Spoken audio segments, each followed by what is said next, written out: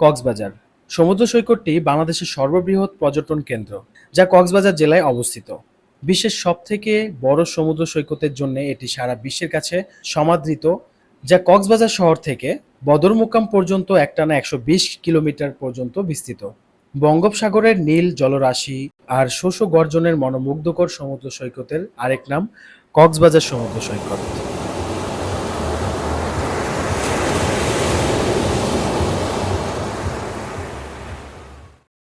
কক্সবাজার যাওয়ার জন্য যদি বাসে যেতে চান তাহলে ঢাকা সায়দাবাদ থেকে রাতে উঠতে পারেন বাসে। এখানে আপনি নন এসি বাস ৭০০-৮০০ টাকায় মেবি পেয়ে যাবেন। তো আমরা এখানে স্লিপার বাসে চলে এসেছি মাত্র ১১৫০ টাকায়, তাও আবার ঈদের সিজনে। আমরা টপাস করে এখন ঘুমিয়ে যাব এবং টপাস করে উঠে দেখতেছি যে আসলে সকাল হয়ে গেছে এবং প্রায় কক্সবাজারের কাছাকাছি চলে এসেছি। সকালবেলা উঠেই বন্ধু আমার প্রকৃতি দেখছে। তো যেতে চেয়েছিলাম চকবাজার, কিন্তু এখন আমরা কক্সবাজার। দেখতে পাচ্ছেন ডলফিন মোড়ের কাছাকাছি, এখানে আমাদের বাসওয়ালা থামিয়ে দিয়েছে। এখান থেকে আমরা এখন বিচের দিকে যাব সবাই মিলে। তো দর্শক, এই মুহূর্তে আমরা চলেছি একটি ভয়ঙ্কর সমুদ্রের তো পাশে। ধর্ষণ আমরা এখন কোথায় বলেন? আমরা ভোরের কাগজ ধর্ষণ থেকে বলতেছি।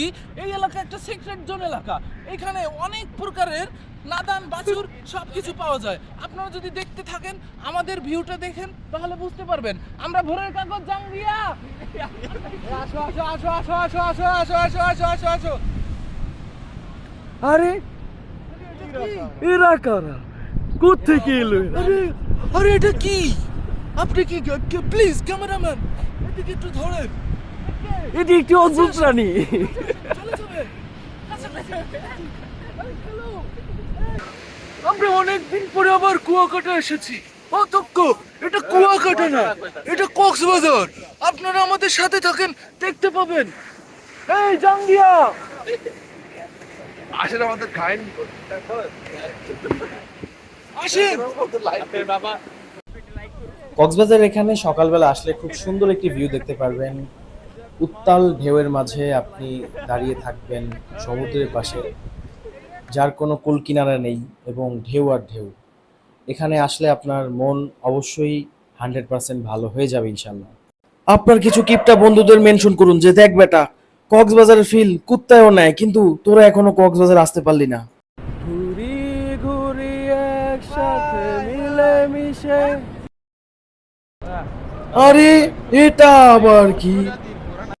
যাদের হাঁটুতে শক্তি কম রয়েছে তারা ঘোড়া সেবন ঘোড়ায় উঠে চড়তে পারেন। এখন আমরা চলে যাচ্ছি লাবণী বিচের দিকে। ওইখানে আমাদের একটি পরিচিত হোটেল আছে, সেখানে গিয়ে আমরা থাকবো। তো কত টাকা ভাড়া, কিভাবে কি থাকবেন, সবকিছু বিস্তারিত আপনারা এখন জানতে পারবেন।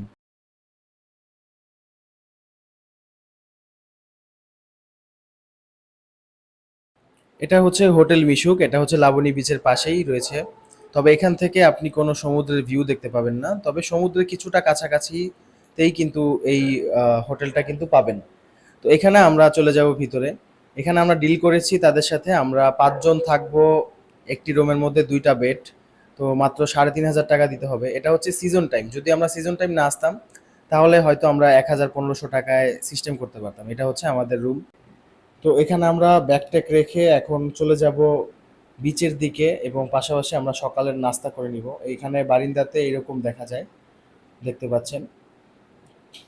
তো এখানে আমরা সবাই রেডি টেডি হয়ে তারপর হচ্ছে আমরা চলে যাব এখন বিচের দিকে। তো এখানে আমাদের টিভিটা কোনো কাজেই আসবে না, কারণ সবার কাছে স্মার্টফোন আছে এবং এখানে ওয়াইফাই সার্ভিস আরও বিভিন্ন কিছু সুবিধা দিয়ে থাকে তারা, সব কিছুই মোটামুটি পাবেন। লাবণী বিচের পাশে আমরা একটি হোটেলে নাস্তা করব, কারণ হচ্ছে সমুদ্রের ভিউ দেখব পাশাপাশি খাবার খাবো, এটাই হচ্ছে আমাদের ফিল। এখানে আমরা ১৫ টাকা পিস পরোটা এবং ২০ টাকা হচ্ছে ডালের প্রাইস। তো এই রেঞ্জের মধ্যে আপনারা এখান থেকে নাস্তা করতে পারবেন এবং সমুদ্র দেখতে পারবেন। হোটেলে কিছুক্ষণ রেস্ট নেওয়ার পর আমরা চলে এসেছি সরাসরি সমুদ্র সৈকতে। এখানে আমরা এখন খুব এনজয় করব। কক্সবাজারের পানিগুলো একটু লবণাক্ত, এটা খুবই বিরক্তকর, কিন্তু কক্সবাজারের যে ঢেউটা এটা খুবই জোস।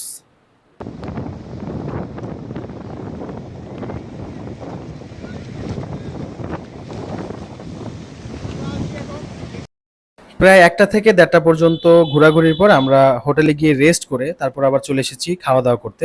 এটা হচ্ছে সুকন্যা বিচের এবং লাবণী বিচের মাঝ বরাবর রাস্তার পাশে। খাবারের মান এবং প্রাইস মোটামুটি ভালোই ছিল। এখানে দেখতে পাচ্ছেন খাবারের লিস্ট আছে, আপনার পছন্দ মতো খাবার আপনি এখান থেকে খেয়ে নিতে পারবেন। এখানকার প্যাকেজগুলোও দেখতে পাচ্ছেন। এখন আমরা চলে যাব খাওয়া দাওয়া শেষে মেরিন ড্রাইভ রোডে। সেখানে আমাদের যতগুলো স্পট ভালো লাগবে সেখানে আমরা ঘুরবো। এখানে আমাদের ভাড়া নিয়েছে হচ্ছে মাত্র ১,০০০ টাকার মতো। আপনি ১,১২০০ বা ১৫০০ টাকার মধ্যে কিন্তু মেরিন ড্রাইভে সারাদিনের জন্য ঘুরতে পারবেন। তো কক্সবাজারের রাস্তাগুলো খুবই সুন্দর, তবে মেরিন ড্রাইভের রাস্তাগুলো আরও বেশি সুন্দর। একটু পরে আপনারা তা দেখতে পাবেন। আমরা এখন মেরিন ড্রাইভ রাস্তায় যাওয়ার সময় একটা নদী আছে, নদীটা খুবই সুন্দর এবং এখানে একটি ব্রিজ আছে। তো এখান থেকে আমরা সরাসরি চলে যাব হচ্ছে পাটুয়াটেক পাথর সি বিচের আগে একটি সি বিচ আছে, যেটা আমার খুবই ফেভারিট। একটু পরে আপনারা দেখতে পাবেন। যাওয়ার পথে আপনি অনেকগুলো প্লেস পাবেন। যেহেতু আমাদের একদিনের ট্যুর, তাই হচ্ছে আমরা একটু শর্ট টাইমের মধ্যে যেগুলো আনকমন প্লেস সেগুলো ঘোরার চেষ্টা করছি। তো আমরা এখন সরাসরি চলে যাচ্ছি হচ্ছে পাটুয়াটেক পাথর সি বিচের আগে একটি সি বিচ আছে, সেই সি বিচ। দেখতে পাচ্ছেন চারপাশে গাছ, খুবই সুন্দর। কিন্তু এখন আমি আছি দোলনাতে, তাই আমার কাছে একটু অন্যরকম লাগছে। এটা হচ্ছে একটি আমার ফেভারিট বিচ। এখানে সবচাইতে সুন্দর লাগে হচ্ছে দোলনাতে আপনি শুয়ে শুয়ে ফিল নিতে পারবেন। এখানে আমার ফ্রেন্ড সার্কেল যারা যারা আছে সবাই দোলনাতে তারা ফিল নিচ্ছে, আবার আমিও এখানে ফিল নিচ্ছি। আসলে চক্ষুটা বন্ধ করলেই খুব ফিল আসে, আর এখানকার মতো শান্তি আমার মনে হয় অন্য কোথাও আমি কখনো পাই নাই। কারণ সমুদ্রের পাশে সমুদ্রের ঢেউ, সমুদ্রের শব্দ এবং সুন্দর একটি বাতাস, আপনি শুয়ে আছেন সমুদ্রের পাশে এভাবে দুলছেন। পরবর্তীতে বিষয়গুলো ভাবলেও আপনার কাছে খুব ভালো লাগবে। এখন আমরা চলে যাচ্ছি পাটুয়াটেক পাথর সি বিচ, যেটা খুবই সুন্দর। এবং কক্সবাজারের যে সি বিচগুলো আছে, যেমন সুকন্যা বিচ, লাবণী বিচ এবং কলাতলি বিচ, এই বিচগুলো চাইতেও কিন্তু একটু ডিফারেন্ট টাইপের, যার কারণে আমাদের ওইখানকার দৃশ্যগুলো দেখার জন্য আমরা খুবই এক্সাইটেড। যদি আপনারা কক্সবাজার মেরিন ড্রাইভে ঘুরতে চান, অবশ্যই সকাল দিকে রওনা করবেন, তাহলে অনেকগুলো স্পট ঘুরতে পারবেন। আর যেহেতু আমরা অনেক আগে থেকেই এসেছি এবং অনেকগুলো প্লেস ঘুরেছি, তাই আমাদের কাছে ইউনিক যেই প্লেসগুলো আছে জাস্ট আমরা ওইগুলোই ঘুরবো।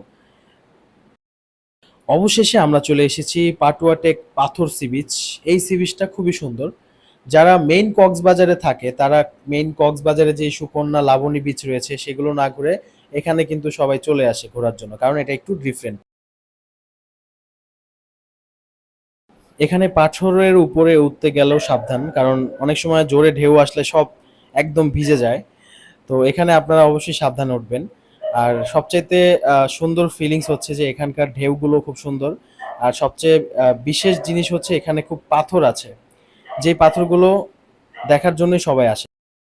তো ঘোরাঘুরি শেষে আমরা এখন চলে যাচ্ছি হিমছড়ি পাহাড়ে, হিমছড়ি পাহাড় এবং ঝর্ণা দেখার জন্য। এবং আসার পথে আমরা পাহাড় দেখতে দেখতে খুব সুন্দর একটা ফিল নিয়ে আমরা হিমছড়ি পাহাড়ের দিকে যাচ্ছি। যাওয়ার পথে যে ব্রিজটি পড়ে সেই ব্রিজের পাশে এই নদীটি দেখতে খুবই সুন্দর, দেখতে পাচ্ছেন। হিমছড়ি আস্তে আস্তে প্রায় সন্ধ্যার কাছাকাছি, কিন্তু সমস্যা নেই। হিমছড়ি সন্ধ্যা হলেও এখনো খুব সুন্দরভাবে আমরা সবকিছু উদযাপন করতে পারবো। এটা হচ্ছে টিকিট কাউন্টার, এখান থেকে আমরা টিকিট নিয়ে ভিতরের দিকে যাচ্ছি। এখান থেকে আপনাকে 40 টাকা দিয়ে টিকিট এন্ট্রি করতে হবে।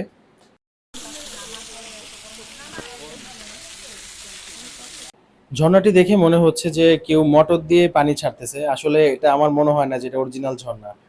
হয়তো তারা পানির সিস্টেম করে রেখেছে যার মাধ্যমে এটা প্রতিনিয়ত সেম স্পিডে পানি আসতেছে।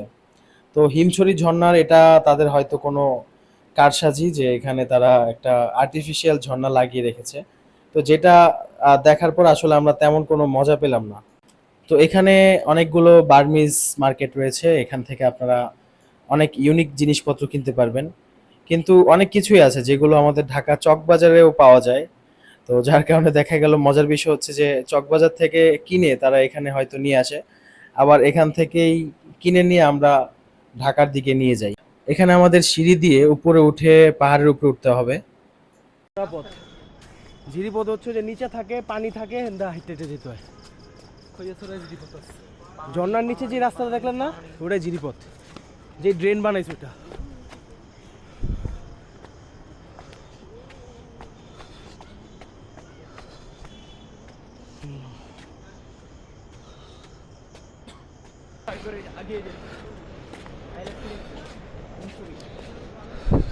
তো এখানে পাহাড়ের উপর আমরা অনেকক্ষণ বসে বসে সবাই মিলে আড্ডা দেই।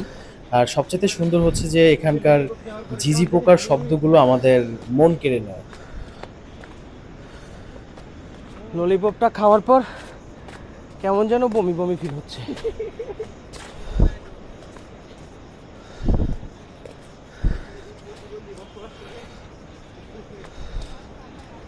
এখন আমরা চলে যাচ্ছি কক্সবাজার লাবণী সুকন্যা কলাতলি বিচের দিকে, এবং এখানে গিয়ে আমরা এখন ফিশ মার্কেটে যাব ফিশ খাওয়ার জন্য বা সি ফুড খাওয়ার জন্য।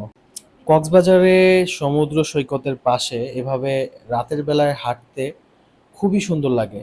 আমরা তো সবাই ব্যাচেলার ছিলাম, আর যদি আপনি বউ নিয়ে আসেন তাহলে তো বিষয়টা আরো সুন্দর হয়ে যায়।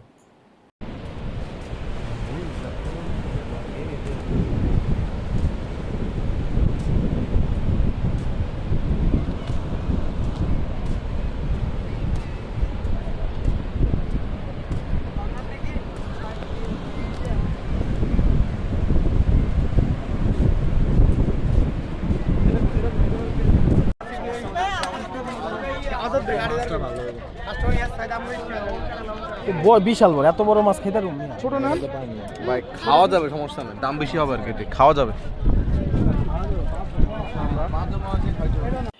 ফিশ মার্কেটে আসার পর আমরা এখানে সি ফুড খাওয়ার জন্য আসছি। তো এই মাছটা আমরা দামাদামি করতেছি, আপনার কাছে উড়াধুরা দাম চাইবে, বাট আপনাকে যা দাম চাইবে তার চাইতে অনেকটাই কম বলতে হবে। তো মাত্র 2700 টাকায় আমরা একটি মোটামুটি বড় সাইজের একটি মাছ নিয়েছি, যেটা দিয়ে আমাদের রাতের ডিনার হয়ে গেল। খাওয়া দাওয়া শেষে রাত 10টা-11টার দিকে আমরা সমুদ্রে শুয়েছিলাম প্রায় 12টা সাড়ে 12টা পর্যন্ত। সমুদ্রের উত্তাল ঢেউ এবং চারপাশে বাতাস, এবং ওয়েদারটা ছিল একদম মেঘলা মেঘলা ওয়েদার ছিল, যার মাঝে আমরা খুব সুন্দর একটি মুহূর্ত উপভোগ করেছি। হোটেলে রাতে থাকার পর সকালবেলা হচ্ছে আমরা এখন নাস্তা করতে যাব এখানে। তো হোটেলের পক্ষ থেকে এখানে নাস্তা করার জন্য তারা সবকিছু সুবিধা করে দিয়েছে। আপনি হোটেল ভাড়া যা দিয়ে নেবেন তার সাথে নাস্তাটা ফ্রি পাবেন। তো এরপর আমরা চলে যাব চকরিয়ার দিকে, এবং সেখান থেকে আমরা বান্দরবন মারাংতং ক্যাম্পিং করতে যাব একটি পাহাড়ের মধ্যে। নেক্সট এপিসোডে তা আপনারা অবশ্যই দেখতে পাবেন। যেহেতু আমরা মারাংতং ক্যাম্পিং করতে যাব, তাই আমরা কক্সবাজারে রাতে থেকেছি, আর নয়তো আমরা রাতেই ঢাকা চলে আসতে পারতাম বাস অথবা ট্রেন দিয়ে। ভালো থাকবেন সবাই, আসসালামু আলাইকুম। আমাদের নেক্সট এপিসোডে দেখানো হবে মারাংতং ক্যাম্পিং আমরা কিভাবে করলাম, এবং মারাংতং ক্যাম্পিং করার জন্য আপনি কিভাবে যাবেন, কিভাবে ঝর্ণায় ঘুরবেন, ইত্যাদি সকল রকম বিষয়।